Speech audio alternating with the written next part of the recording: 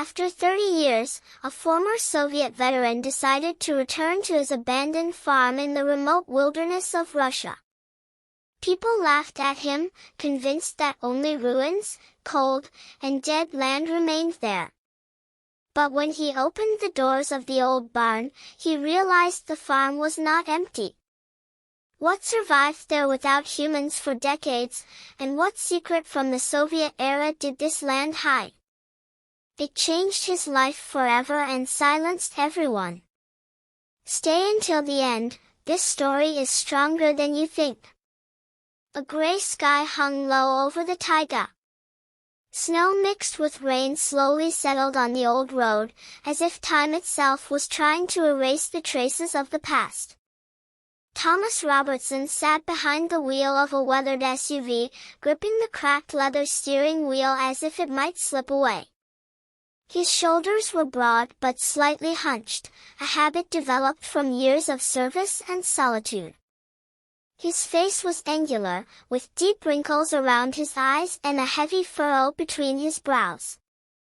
Gray streaked through his short-cropped dark hair, and a thick, uneven beard hid a scar on his chin, a mark from a shrapnel fragment brought back from Afghanistan. He was over 50, but sometimes he felt much older, especially today. 30 years, that's how long it had been since he last drove this road. Back then, as a teenager, sitting in the back of a truck that carried his family away from everything they knew. Then the road seemed endless, and today it felt too short, as if the land itself didn't want to let him go.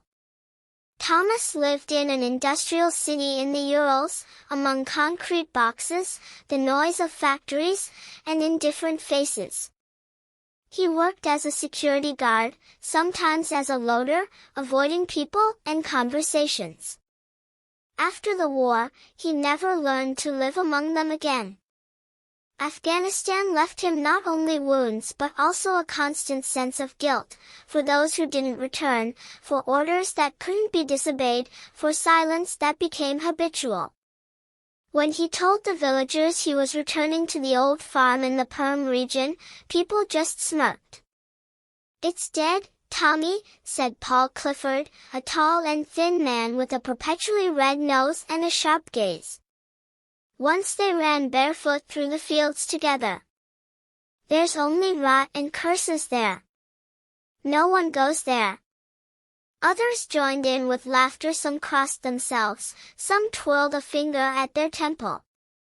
They spoke of evil spirits, military secrets, how after that snowstorm the land seemed to turn away from people.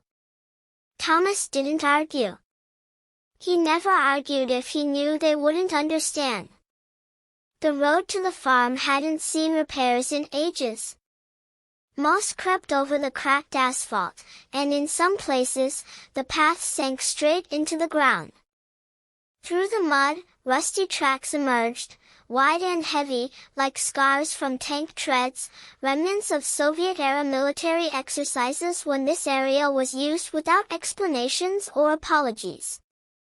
Every kilometer pulled images from his memory that Thomas had carefully hidden.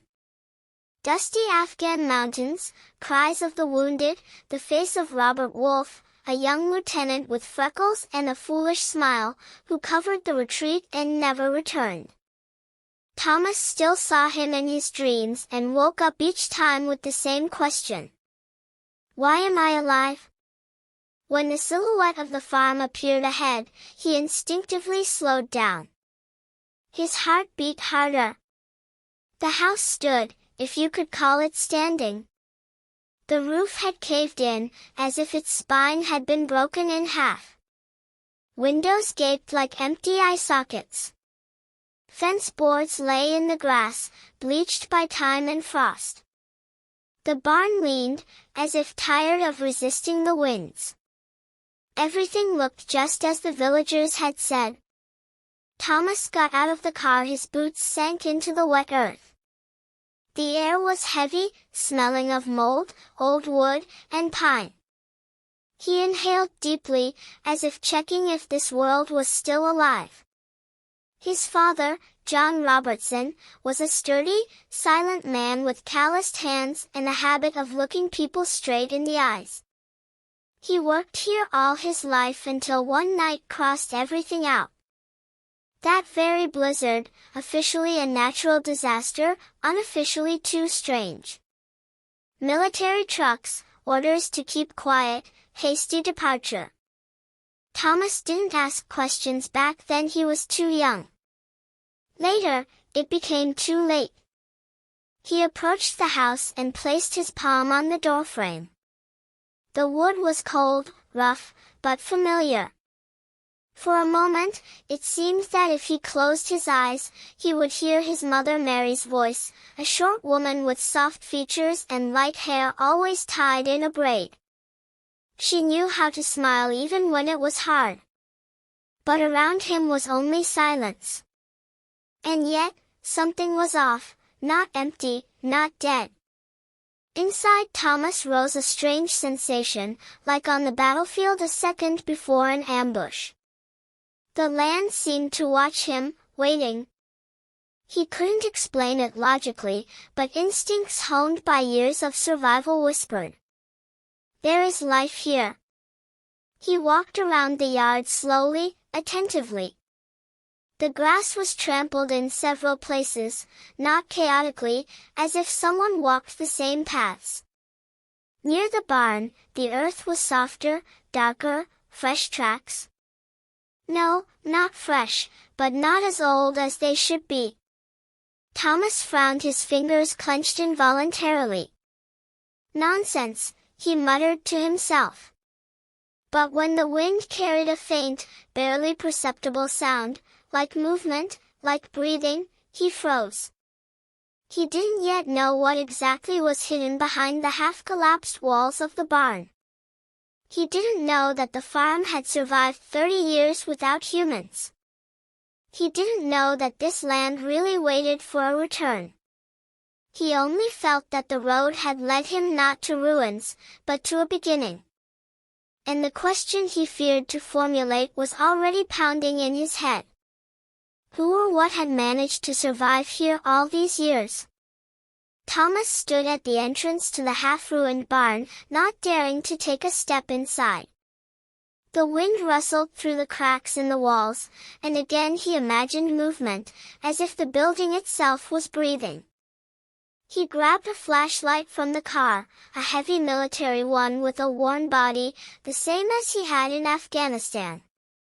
The click of the switch sounded too loud in the silence, and the beam of light cut through the barn's darkness. First, he heard the sound, quiet, hesitant, but alive. A short cluck. Thomas froze, his breathing became slow, almost silent. Over years of service, he learned not to trust his ears, but this was no echo or wind's play. This was a creature that breathed, moved, lived. He took a step forward. The smell hit immediately, a mix of old straw, damp earth, and something warm, animal. The flashlight beam slid over piles of boards, rusty hooks, remnants of harnesses, and suddenly, movement. From under a collapsed beam, a chicken darted out. It was larger than usual, with mottled, rough plumage like a wild one. The comb was uneven, battered by frosts in places, but the eyes were clear, alert. Behind it appeared two more, then another. It can't be, Thomas exhaled. These were not ordinary domestic chickens, rather, a mix of village and wild forest ones, adapted for survival. They stayed in a group, not scattering in panic, but watching his every move attentively. The flashlight lowered, and Thomas saw the next thing. In the far corner of the barn, where stalls once stood, the earth was loosened. There, slowly and confidently, two pigs rooted around. They were lean but strong, with stiff bristles and powerful necks. Their snouts were covered in mud, eyes smart, tenacious. These were not wild boars, but not ordinary farm pigs either, domesticated but feral, survivors without humans. Thomas felt a chill run down his spine. 30 years, he whispered. He took another step, and at that moment, he heard heavy breathing, slow, deep. The flashlight slid right, and the light fell on a horse. It stood motionless, as if carved from gray stone. An old mare of ash-gray coat, with a dull, tangled, and stiff mane. Ribs showed under the skin, but there was no weakness in her stance. Neck held high, head straight, eyes dark, attentive, too intelligent for an animal that should have perished long ago. The horse looked at Thomas as if she had seen him before. He remembered how his father said, "A horse senses a person better than any dog." And now he understood he stood before a being that belonged to no one but remembered everything. Thomas slowly lowered the flashlight. "I'm not an enemy," he said quietly, not knowing why. The horse didn't move, but one ear twitched. And then he heard a new sound, a low, warning growl. From the shadows between the stalls emerged 3 dogs. 2 medium-sized, 1 large with a broad chest and heavy head. Their fur was matted, with bald patches in places. Age hard to tell, but the oldest was no less than 8 years. Eyes glowed with reflected light from the flashlight, bodies tense. The leader, a male with black and red coloring, stood a bit ahead.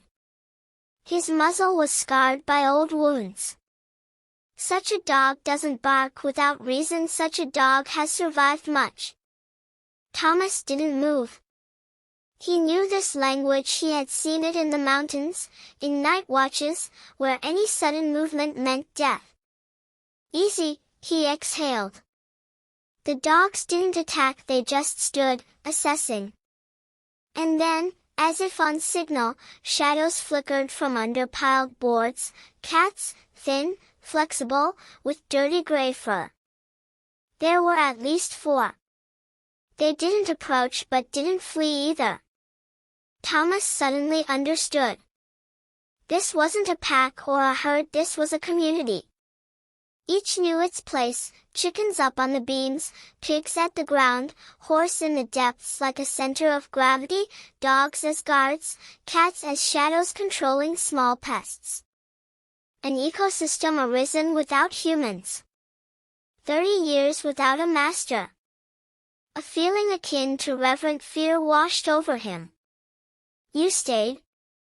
he whispered in the twilight. He left the barn, leaving the door ajar. He didn't want to disturb the fragile balance. In the house, he kindled a small fire in the old stove, not taking his eyes off the windows. That night, sleep was fitful. The wind howled in the cracks, recalling that very blizzard. The house creaked, groaned, and somewhere deep underground, he heard a metallic sound, dull, rhythmic, as if something heavy shifted slightly under the soil layer. Thomas sat up in bed, his heart pounded. He didn't sleep until dawn. And when the first rays of light pierced through the dusty windows, he knew one thing. These creatures didn't just survive here, they were guarding something. Morning came without sun. Low clouds stretched over the taiga, and damp cold clung to the ground, as if unwilling to release the night. Thomas started with the simple. Water. The old metal trough by the barn was crooked and hadn't held moisture in ages. He leaned down, braced his shoulder, straightening the right edge, and at that moment, under his boot, iron echoed dully. The sound wasn't like stone or root, hollow, deep, metallic. He froze. Thomas squatted, scraped the earth with his palms, then with a knife he always carried on his belt. Fingers hit a cold, smooth surface. He cleared a circle, a steel hatch recessed in the ground, carefully masked by a layer of clay and old straw. Along the edge, almost erased by time, letters emerged, USSR. Something tightened in his chest. It was a familiar feeling, painful, like before an order that isn't discussed. He straightened and looked around. The animals were silent. The gray mare stood motionless, as in that first night, but now her gaze was directed straight at him. The dogs didn't growl, they just watched, as if knowing what would happen next. Memory hit suddenly.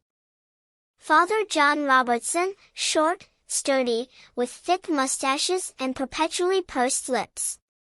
He rarely laughed and almost never spoke extra.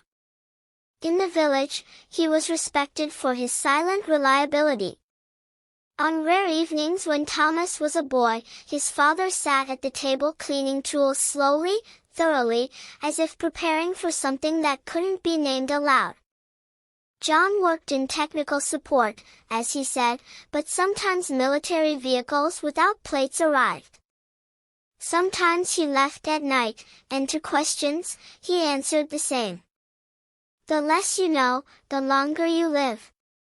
Thomas knelt and found the hatch handle. It didn't yield at first. He had to apply force, recalling how he pulled jammed ammo crates in the mountains.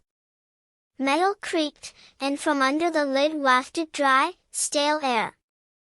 Below the hatch opened a ladder. He turned on the flashlight and began descending. The steps were concrete, even, not homemade. This was built by professionals. Depth about 6 meters, no less. Below, a narrow corridor with walls lined by panels, peeling in places but intact. Cold War, these words surfaced in his head. In the first room stood crates with supply markings. Canned goods, dry rations, neatly stacked though dust-covered. In the corner, barrels of fuel, long expired but still smelling of iron and machine oil. Further, a table on it, a military-style radio station, massive, with thick wires and cracked switches. Thomas touched the case and remembered how in Afghanistan, communication often decided who returned. Nearby lay a notebook. He opened it carefully.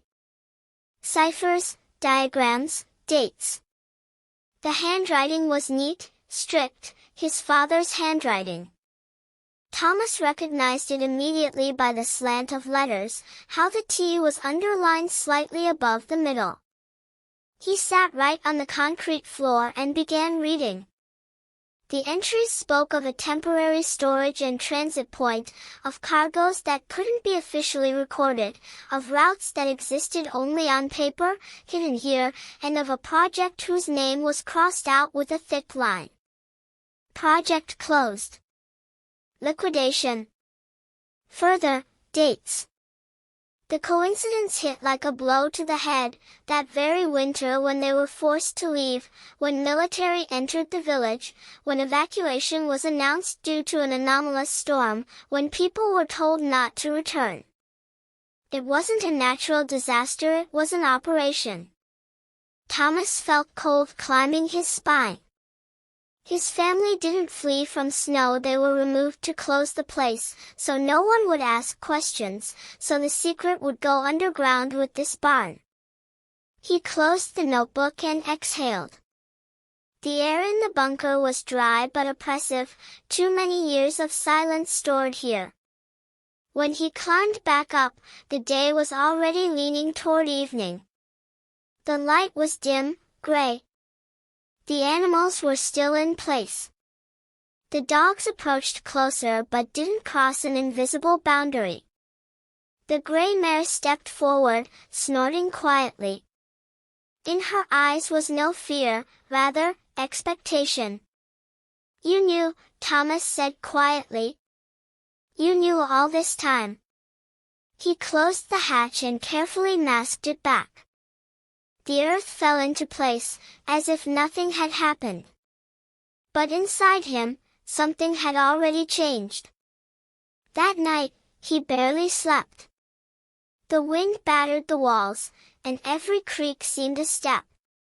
He thought of his father, what he carried on his shoulders, of silence heavier than words, and that this farm wasn't just a home, it was a seal. By morning, he made a decision, simple and heavy. He wouldn't tell anyone. Not now, maybe never. Because if this secret surfaced, they wouldn't come with good intentions. And he had already seen what happens when people come with orders. The decision to stay came to Thomas not as a flash but as a heavy stone slowly settling in his chest. He woke before dawn, lying on the narrow bed in the half-ruined house, and realized. To leave now meant betraying not only this land but himself. He wouldn't report to the authorities about the farm, the animals, or what was hidden underground. Morning was gray and cold steam rose from the ground, and the taiga around seemed endless and indifferent. Thomas put on his old jacket, military, with worn elbows, and went to the barn. The animals were already up. Chickens quietly chattering on the beams, pigs snorting as they dug the earth, and the gray mare stood at the entrance, as if waiting for him specifically. He started with repairs, without a plan, without tools, as in war, from what was at hand. Broken boards became supports, old wires fasteners. He worked silently, methodically, saving movements. His hands remembered how to fix temporary shelters under fire, how to reinforce weak spots without wasting energy. These skills, earned at the cost of others and his own lives, now served a different purpose. The dogs stayed nearby, especially the leader, that black and red dog with a scarred muzzle. He was large, heavy, about 9 years old, no less. In his gaze was neither subservience nor fear, only cold assessment. The dog watched Thomas's every move but didn't interfere. He seemed to decide if the man was worthy to stay. By noon, Thomas heard noise from the road. He straightened, wiped sweat with his sleeve, and saw a cart. On it sat a woman in her 40s, Emily Lucas, stocky, with a broad face, weathered skin, and dark hair tied under a scarf. In the village, she was known as curious and cautious at once. She didn't come close, stopped, looking from afar. "They say you've settled here," she said without getting off the cart. Her voice was even, but tension showed. "With animals alone?" Thomas nodded. She looked at the barn, the dogs, the horse, crossed herself. "People say you deal with unclean things," she added quietly. "That it's not human here." "Let them say," Thomas replied calmly. Emily looked once more, then turned the cart. He knew by evening the whole village would whisper. "The veteran lives with monsters. Animals don't touch him. The place is cursed." It didn't matter to him. On the third day came the first test. One of the pigs, the smaller one with a white spot on its side, stopped eating. It lay in the mud, breathing heavily, trembling all over. Thomas understood immediately. If nothing was done, it wouldn't live till morning. In the city, he'd call a vet here, he was alone. He recalled how in Afghanistan's mountains they treated wounds with what they found. He went into the forest, orienting by memory and intuition, and returned with bunches of herbs, yarrow, thyme, willow bark. He ground them, made a decoction, carefully poured it into the pig's mouth. All night he sat nearby, speaking quietly, not for it, for himself. The dogs didn't leave, cats sat in the shadows, not moving. The mare approached several times, snorting as if checking. By morning, the pig lifted its head. By noon, it took a few steps. Thomas allowed himself to exhale for the first time in a long while, not joy, relief. From that day, something changed. The mare began following him unobtrusively but constantly. If he went to the well, she followed. If working at the fence, she stood nearby. She accepted his presence as due, as she once accepted his father's. In her behavior was something recognizing, almost human. One night, a predator came to the farm, a wolf. The dogs raised the alarm before Thomas heard the howl. They lined up in a chain, growling, not retreating. Chickens fluttered, pigs huddled in the corner. Thomas came out with a torch but realized it wasn't needed. The animals defended their own. The wolf left at dawn. Thomas stood in the middle of the yard, looking at this strange community. They didn't wait for orders, didn't seek a master. They accepted him not because he fed them, but because he stayed, like those who don't flee at the first threat. He understood it suddenly and clearly.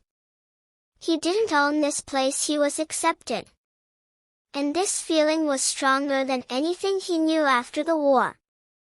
Snow came suddenly, not in flakes, but a wall. The sky sank so low it seemed the taiga had inhaled and wouldn't exhale again. Thomas felt it before the first gusts, that strange pressure in his chest he knew from that distant winter, that very one.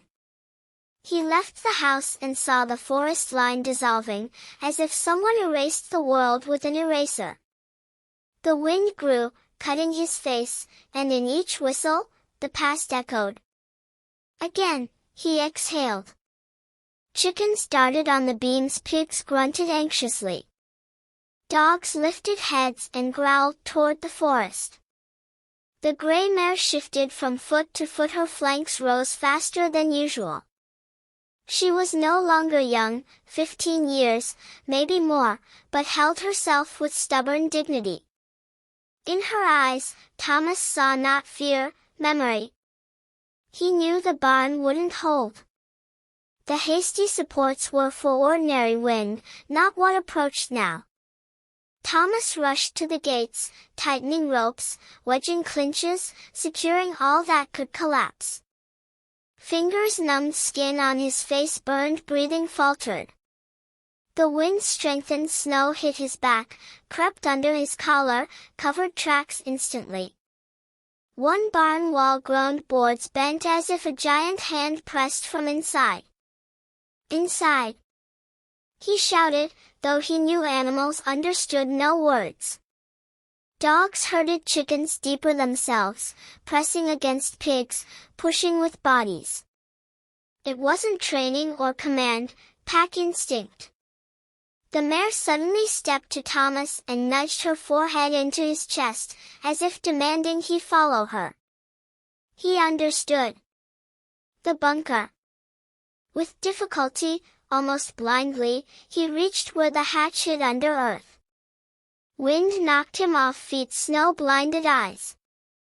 Thomas fell to his knees, scraping soil, feeling cold penetrate clothes. Metal was icy, fingers slipped, but the hatch yielded.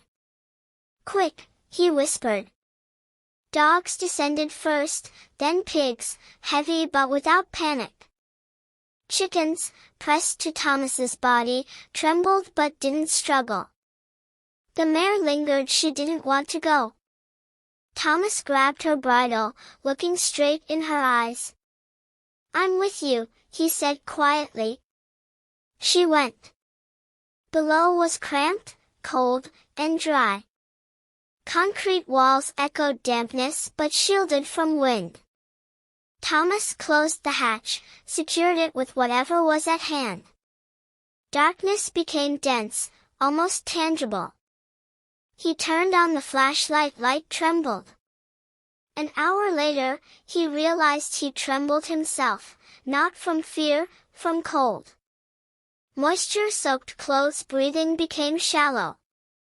He tried moving, warming hands, but strength ebbed. Hypothermia, he knew the signs. Dogs lay around him in a semicircle, pressing bodies, warm, alive. The mare settled nearby her, breathing even and deep. Pigs snorted, creating a dense mass of heat. Even cats, those shadows, pressed to his legs. Collective survival. Thomas lost sense of time for a moment. Images surfaced. White haze, cries, parents' faces. That night, ordered to get in the car and not look back. Then he was a boy, now a man who stayed. Not now, he whispered, feeling eyelids heavy. He recalled his father, his silent strength, his choice to protect without explaining. Thomas clenched teeth, forced himself to move, rub hands, breathe deeper. He had no right to sleep. Above, something collapsed, a dull thud, then another. The barn took the storm's blow like a shield, but how long it would hold, no one knew. Night stretched endlessly, then silence, not at once. First wind weakened, turning to a dull howl, then whisper. Thomas didn't notice when he fell asleep but woke to faint light. He climbed out with effort, pushing the hatch. The world was different. Snow lay even, as if nothing happened. Broken boards, fallen posts, yes, but all in place. The barn stood, battered but alive. Sun rose slowly, tinting the taiga pale gold.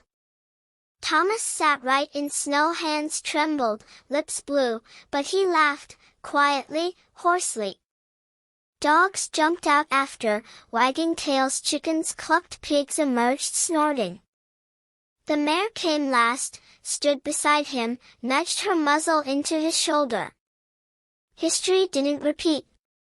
He rose, leaning on knees, and looked at the farm, the animals, traces of the night's struggle. He understood. The storm came not to destroy but to test. And he didn't retreat. We stayed, he said aloud, and the taiga seemed to answer with silent agreement. After the storm, the world didn't return to its former rhythm at once.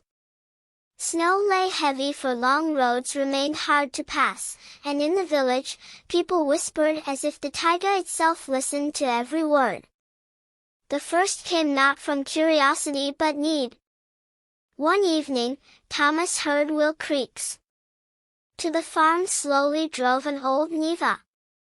From it stepped Alexander Drake, a lanky man in his 60s with a narrow face, gray mustaches, and hunched back. In the village, he was known as Silent, having survived a fire where his wife died. Since then, he barely looked people in the eyes. He silently opened the trunk. There lay a sack of grain and a wooden crate. This for the chickens, he said awkwardly. And this? He hesitated and nodded at the crate. In the crate sat an old goat, lean, with faded fur and cloudy eyes. It trembled but didn't bleat. I can't feed her, Alexander added. And you? You seem to have ones living. Thomas said nothing, he just nodded and helped unload the crate. That's how it all began. With each day, people came more often. Someone brought a sack of potatoes, someone old boards, someone animals they'd given up on. A lame dog, a cat with a broken ear, a chicken with frost-bitten feet. They didn't linger, didn't ask questions, left and drove away, as if the farm became a place to dump what had nowhere else to go. But with it came something else, changed looks. Thomas was no longer called crazy, they greeted him, some with cautious respect, some with awkward shame. He worked from morning to night. Expanded enclosures, patched the roof, made sheds. Animals accepted newcomers without aggression. Dogs kept order. The mare calmly let weak and sick near, as if understanding. This was a place for those left behind. In evenings, when strength ended, Thomas returned to the notebooks from the bunker. He read his father's entries slowly, line by line, now without haste or fear. Much became clearer. His father wasn't just a technician. He handled logistics for closed routes, temporary bases that officially didn't exist. The farm was chosen not by chance, remoteness, convenient terrain, obedient residents. When the project closed, the easiest was to erase everything along with people. Thomas understood. His father knew how it would end and prepared the cash beforehand, documents, supplies, not for himself, for whoever would return one day. Sometimes Thomas caught himself in a strange feeling. Talking to his father through paper, without reproaches, without anger, only understanding. In the village, meanwhile, rumors arose of a different kind. They said people from the district came to the farm, someone inquired about old lands, that archives were flipped in administration. One day, to the gates approached Samuel Polk, the local officer, sturdy, broad-shouldered man in his 40s with short-cropped hair and tired gaze. He wasn't evil, rather cautious. In youth, he served in the army but didn't see war, leaving him a strange mix of respect and distance for those who did. No complaints, he said straight. But questions exist. Land abandoned, few documents. People say various things. Thomas looked at him calmly. I don't steal animals, don't bother people, he replied. Samuel nodded, paused. For now, that's enough, he said finally. But be careful. He left without inspecting, without extra questions. And Thomas understood. Time was still there. The farm gradually changed, not becoming rich or manicured, no, it became alive. Here was no pity but care, no promises but presence. One evening, sitting on the porch watching new animals settle beside old ones, Thomas caught a thought once impossible. He was needed, not as a soldier, not as a son, but simply as a man who stayed when all left. After the war, he long couldn't understand why he lived. Here the answer was simple and needed no words. That night, he descended to the bunker for the last time in a long while. Sat in silence among crates and old devices. Then carefully folded notebooks, put them in a metal container, and pushed it to the farthest corner. He closed the hatch and masked it especially thoroughly. This secret would die with him, because if uncovered, they'd come not for life but control. And he had already chosen a side. Years in the taiga don't pass quietly, they layer like snow that first hides paths, then makes them part of the land. Thomas Robertson's farm changed so a former traveler wouldn't recognize it at once. Where broken fence stumps once stuck, sturdy barriers stood.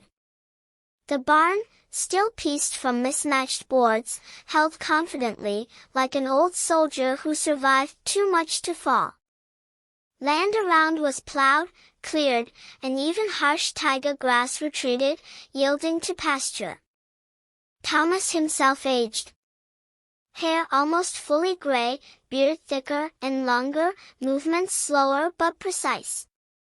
Wrinkles deepened, but gaze softened. He no longer wore the military jacket every day, but his posture still showed the bearing of a man used to responsibility for others. People said he was old, the land said reliable. Animals were his measure of time. The gray mare, long lost her former agility, still lived. Her step became cautious, but she still went to the gates when Thomas returned from the field. Dogs changed. Some left, others came, but order remained. Chickens, goats, pigs, even rare cows brought from the village, found here not just shelter but place. The farm became a point of balance amid the taiga. About the bunker under the barn, no one recalled now. Thomas once, on a clear winter day, descended there for the last time. He walked slowly with a flashlight, illuminating concrete walls, familiar crates, the old radio covered in decades' dust. He felt no fear, only calm. Thomas sealed the hatch finally, with concrete and stone, so even he couldn't open it without long work. It wasn't concealment, it was farewell. He understood. The past needn't be revealed to be understood. The Soviet Union fell, but what it left, decisions, orders, consequences, continued in people's fates. And responsibility for them didn't vanish with flags. Thomas accepted it without words. Over time, the farm became known far beyond the village, not as a rich estate or tourist spot, but as refuge. Here they brought animals given up on, sometimes people with nowhere to go. A silent old man who lost his home, a teen runaway from a cruel stepfather. Thomas asked no extra questions. He knew if a person reached here, they'd suffered enough. He taught not morals but deeds. How to fix a fence, feed a weakened animal, endure winter without breaking. His words were rare but accurate, his life more vivid than any lessons. One winter, when snow lay especially clean and high, Thomas sat at the table in the house where even light now burned from a lamp. He opened a notebook, new, not from the bunker, his own. He wrote slowly, neatly, in the same handwriting he'd seen in his father's. He didn't detail the war, didn't list secrets. He wrote of land, animals, the choice to stay when easier to leave. If you read this, he penned, it means I'm gone. Don't seek treasures here, there are none. All valuable is above. He set down the pen, listened to the night, to animals breathing beyond the wall, to wind that no longer sounded like threat. Thomas understood he'd lived not in vain, not because he atoned for others' sins, but because he didn't let oblivion win. In his last year, he barely went far into the field. Strength waned, but the farm lived without his constant input. People knew what to do, animals knew their place. All worked, not ideally, but honestly. When another winter came, the taiga again covered everything in white. Tracks erased, but the farm stood, like memory, like sign.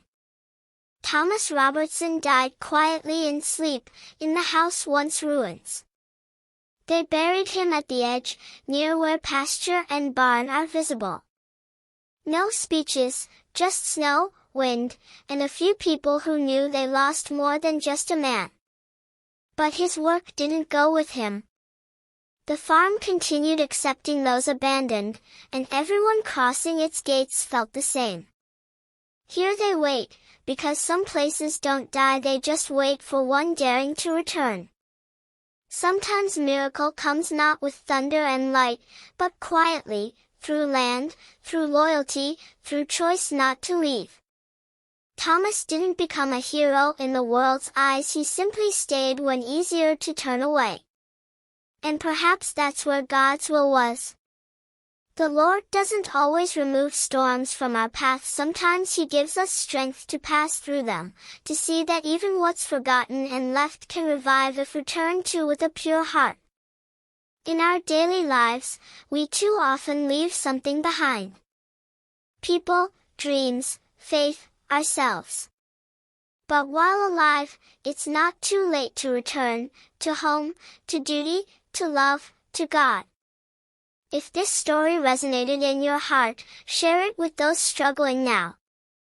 Write in the comments where you're watching this video from, and don't forget to subscribe to the channel to not miss new stories that warm the soul. May the Lord protect you and your loved ones. May He give you strength to endure any storms and faith that after every winter, light surely comes. God bless you.